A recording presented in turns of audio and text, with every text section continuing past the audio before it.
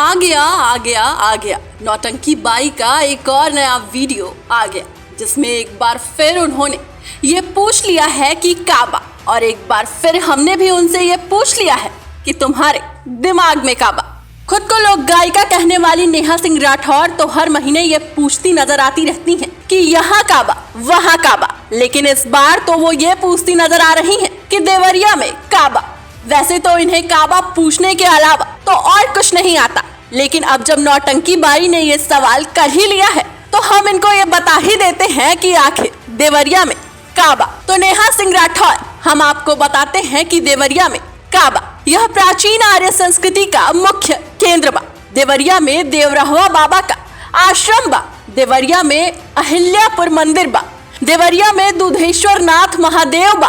देवरिया वो जनपद है जिसका प्राचीन इतिहास रामायण काल से जुड़ा है। बता दें कि कौशल नरेश भगवान राम ने अपने बड़े बेटे कुश को कुशावटी का राजा नियुक्त किया था, जो आज कुशीनगर जनपद में बा।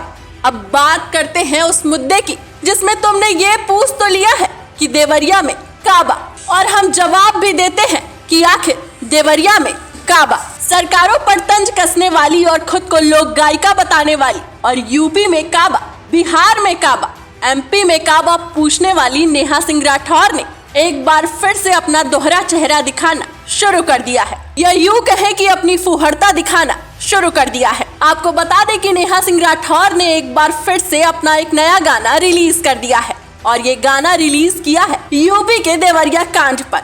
हर मुद्दे पर काबा काबा करने वाली नेहा सिंह राठौर, अरे हम तुमसे पूछते हैं कि आखिर तुम्हारे दिमाग में काबा क्यों हर घटना में तुम्हारा काबा काबा शुरू हो जाता है? क्या देश में घट रही हर घटना में तुम्हारा काबा होना जरूरी है? क्या देश में घट रही घटनाओं पर तुम्हारा राजनीति करना जरूरी है? तुम जैसों ने ही देश में घट रही घटनाओं का मजाक बना के रखा है।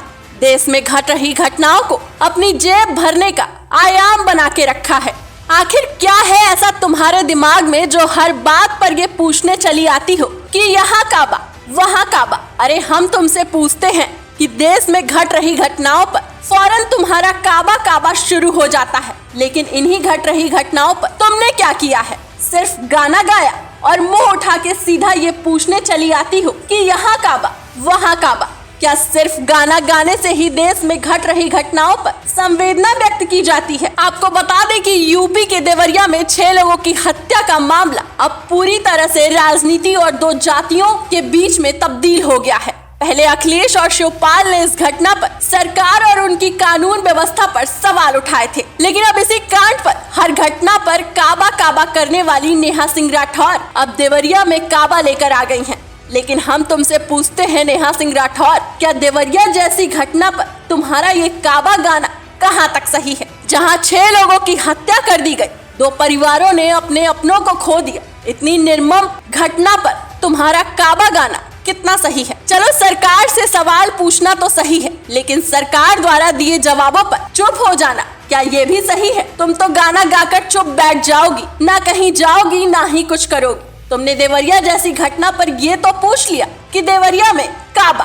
तुमने ये भी खुद ही बता डाला कि बाबा के दरबार बा, सौतेला व्यवहार बा, देवरिया में पीड़ित भैया दोनों परिवार बा। लेकिन हम तुमसे पूछते हैं, क्या तुम खुद देवरिया गई? क्या वहाँ जाकर तुमने उन परिवारों से उनका हाल पता किया जिन्होंने अपने अपनों को खोया? लेकिन तुम तो सिर्फ अपनी जेब भरने और अपने काबा में ही उलझी रही हो। अगर तुम देवरिया जाकर उन पीड़ितों का हाल पता कर लेती या उनकी मदद कर देती और तब आकर तुम ये सवाल पूछती कि भैया अब बताओ काबा देवरिया में काबा, तब हम भी तुम्हारी तारीफ करते। लेकिन तुम तो सिर्फ अपना पैसा बनाने में ही लगी हो, देवरिया और मणिपुर जैसी घटनाओं का उपहास बनाने में लगी हो। क्या हमने कभी ये सुना कि नेहा सिंह राठौर ने किसी पीड़ित की मदद की है? क्या नेहा सिंह राठौर ने कमियों को उजागर करने वाले खामियों को खत्म करने का कोई कदम उठाया है? ऐसे कई सवाल हैं जिनके जवाब आपके पास नहीं है, लेकिन फिलहाल ऐसे कई सवाल हैं जिनके जवाब आपके पास है ही नहीं। फिलहाल आप यहाँ काबा और वहाँ काबा ये पूछती रहिए, लेकिन देश में घट रही घटनाओं का उपहास बनाना बंद कीजिए। देश की घटनाओं से पैसा कमाना बंद कीजिए। इन सारी घटनाओं में जितनी गलती सरकारों की है, उतनी ही गलती नेहा सिंह राठौर जैसे लोगों की भी है, जो देवरिया जैसी घटनाओं पर भी पैसा लगाने में बने हैं। डेस्क रिपोर्ट, अटल टीवी।